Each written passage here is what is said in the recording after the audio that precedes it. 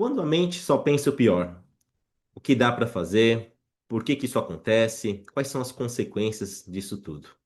E se é a sua primeira vez aqui na live ou aqui no canal do YouTube, deixa eu me apresentar rapidamente. Meu nome é Ricardo Bergamasco, sou psicólogo clínico e organizacional e gosto de trazer conteúdo aqui para te ajudar nas questões de ansiedade, inteligência emocional, estresse.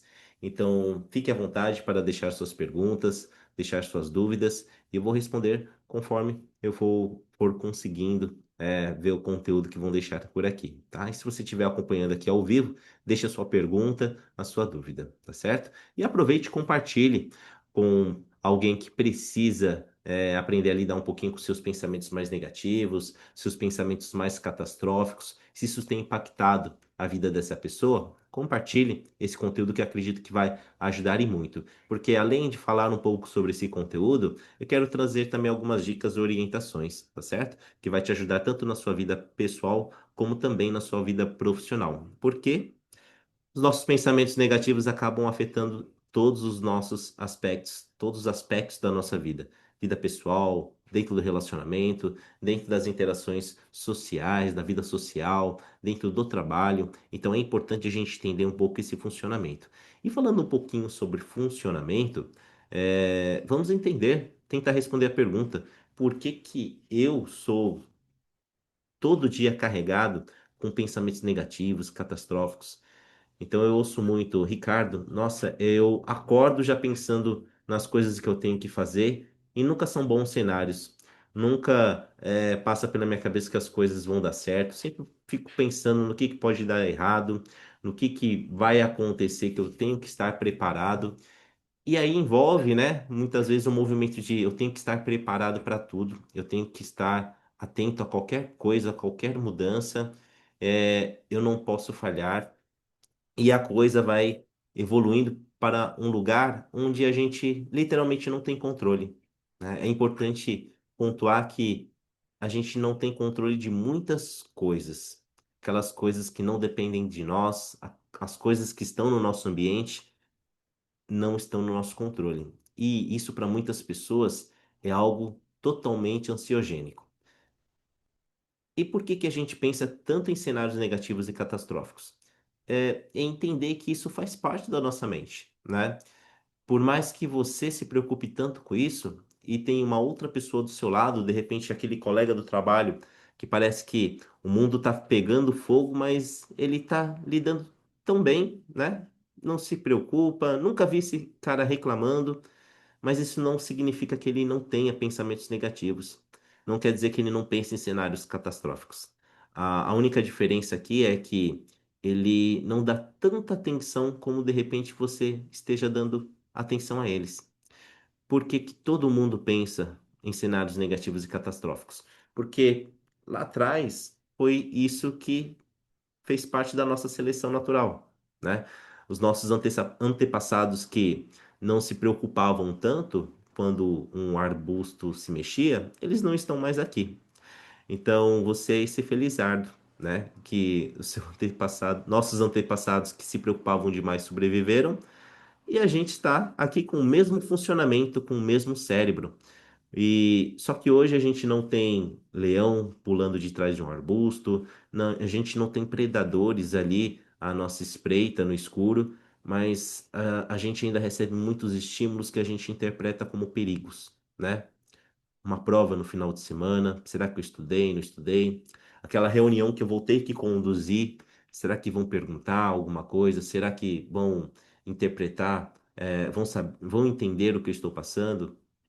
Será que eu vou demonstrar competência ou vão achar que eu sou incompetente com as informações que estão passando na reunião, né? No relacionamento, né?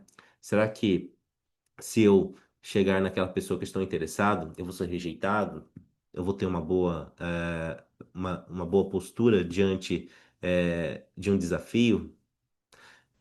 Tudo isso fica passando ali pela nossa cabeça. E então, por mais que nós não estamos na situação, o nosso corpo ele já está reagindo. Aquela prova no final de semana e eu estou pensando hoje, o meu corpo ele já está reagindo a tudo isso. Aquela reunião que vai ser na próxima segunda-feira, o meu corpo já está reagindo a isso. E aí a gente entra nesse ciclo onde a todo momento, a todo instante, nós estamos em sinal de alerta. E aí é onde eu falo um pouco das consequências, né? Como isso afeta a sua ansiedade. Você entra em um esgotamento emocional mais rápido do que deveria, né? Justamente porque você está antecipando muita coisa que nem está acontecendo. E novamente, antecipar não é o problema, não é a questão. Todo mundo é, pensa em alguns cenários que podem dar errado, né? Se a gente não tivesse isso, a gente não criaria planos, planejamento, a gente não pensaria em formas mais assertivas de cuidar com uma situação futura. Tudo isso é bem-vindo. A questão não é a estratégia, a questão é como isso funciona para mim, tá certo? Então aqui a pergunta que eu tenho que trazer para você é como é que está funcionando para você? Como é que isso afeta a sua ansiedade, o seu estresse, a sua forma de comunicação? Como é que isso acaba fazendo com que você muitas vezes se sabote para muitas coisas, né? Quantas pessoas deixam de fazer coisas no trabalho, coisas na vida pessoal, chegarem a alguém com a qual tem interesse, né? Não fazem porque acreditam que não vão dar conta ou não querem lidar com aquela ansiedade, com aquela preocupação, ou com aquele possível cenário que está passando pela cabeça dela. Então, é entender como isso afeta você é importante para que você possa buscar ajuda, né? Quantas coisas de repente você tem procrastinado porque passou tantas coisas na sua cabeça de como aquilo pode dar errado em diversas formas, que faz com que você simplesmente paralise ou não saiba por onde começar ou acha aquele problema tão grande que faz com que você literalmente nem dê o start. Seja no projeto pessoal, dentro do seu negócio, dentro da sua empresa, com a sua equipe. Então, interessante entender como os nossos pensamentos fazem com que a gente procrastine, entre no modo de autossabotagem, torne difícil muitas decisões. Imagine quantas decisões foram tão difíceis para você porque eram tantos cenários passando pela sua cabeça que ficou quase impossível tomar uma decisão, né? E às vezes a gente entra nesse modo perfeccionista, onde, puxa, eu não encontro a saída perfeita, eu não encontro a decisão perfeita, eu não encontro um cenário onde eu não vou ter nenhuma variável negativa, uma situação perfeita que eu possa lidar. E, literalmente, perfeição não existe. E aí é onde a gente fica preso, né? Percebe como tudo isso também vai afetando a sua autoestima? O quanto você vai deixando de fazer, deixando de criar, deixando de se colocar em algumas situações, como isso afeta a sua autoestima? E quando eu falo autoestima, eu falo sobre o seu conceito, seu autoconceito, né? Como você se vê uma pessoa que realiza, uma pessoa que faz, se você não tem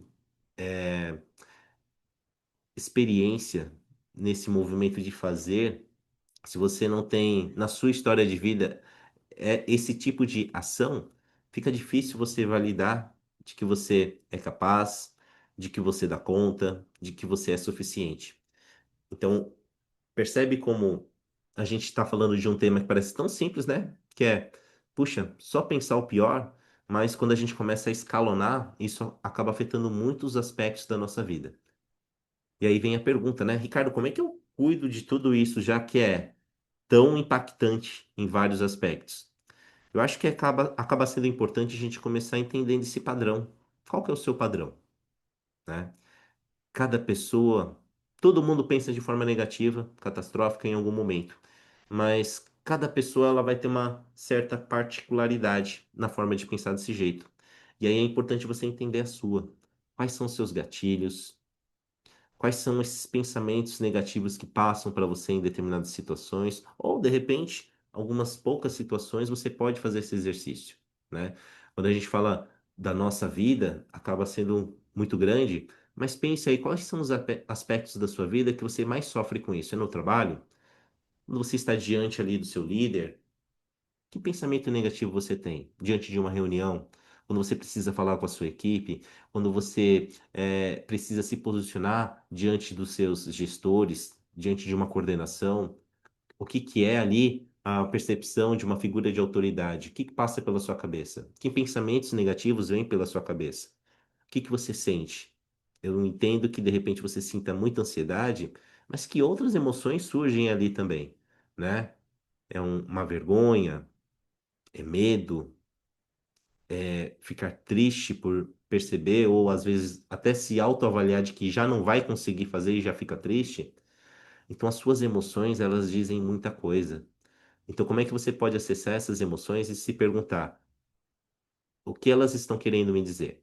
Então, você entender esse padrão pode fazer com que você siga para uma próxima etapa, que é dialogar com tudo isso, né? Muitas vezes a gente fica ali só nas perguntas, né? E se eu não for bem na prova? E se eu não conseguir conduzir bem a reunião? E a gente esquece de tentar responder justamente essas perguntas que são os nossos pensamentos negativos. Por que que eu não vou conduzir bem a reunião, né? O que que aconteceu na minha história de vida que pode me confirmar que eu não vou conseguir conduzir bem uma reunião?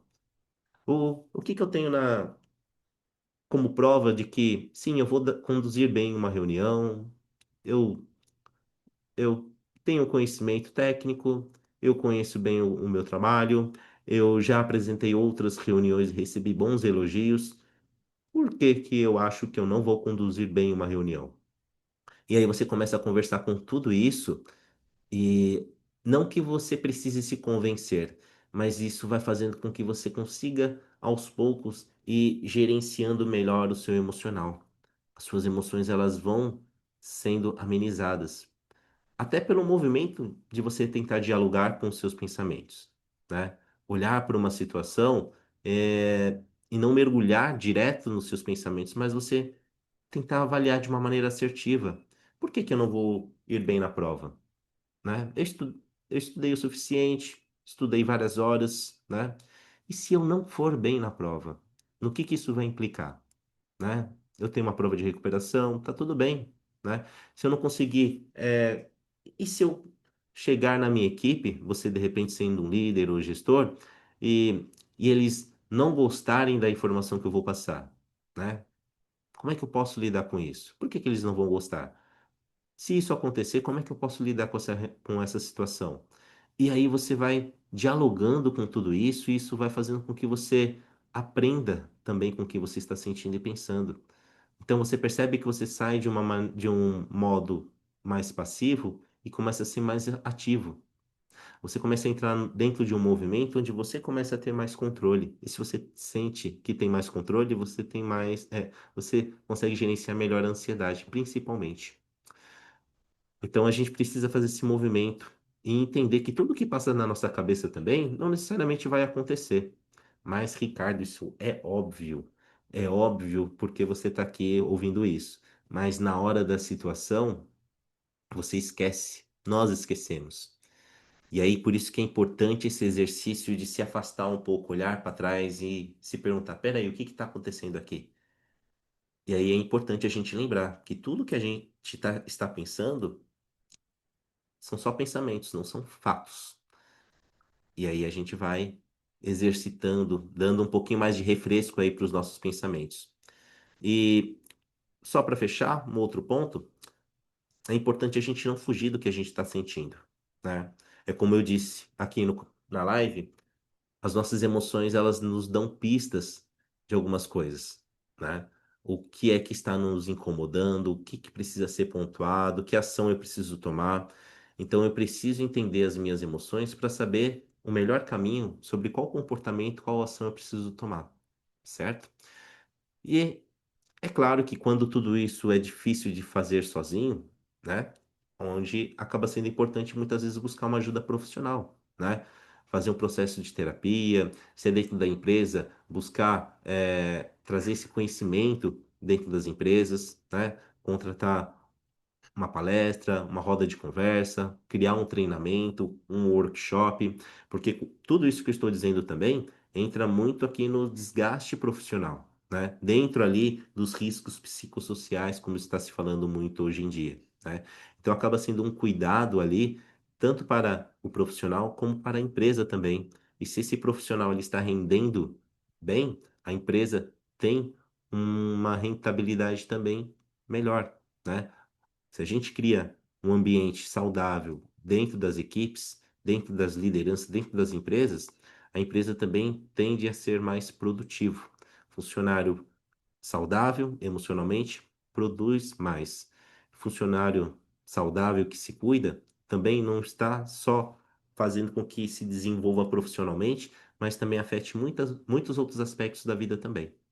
Então, por isso que é importante a gente olhar para as nossas emoções, principalmente ali tentar entender qual que é o meu padrão de pensamento, né? Se eu deito na cama todo dia e todo dia eu tenho dificuldade para dormir porque eu fico pensando como vai ser o dia de amanhã, ou fico avaliando como as coisas terríveis do dia de hoje aconteceu, de repente seja um sinal de alerta para começar a olhar para isso como uma forma de que tem algo aqui que precisa ser cuidado, tá certo? Então, queria deixar essa mensagem para você. Cuide-se, busque ajuda, busque se desenvolver nesse aspecto. Porque não é só porque você tem pensamentos negativos todos os dias e de repente você olha para o seu colega do lado e percebe que ele está tranquilão, não quer dizer que ele não tenha nenhum pensamento negativo e o problema seja você. Não. A questão é só como é que você pode lidar, como é que você pode gerenciar a enxurrada de pensamentos negativos que você tem de uma maneira mais assertiva, para que você tenha bons resultados.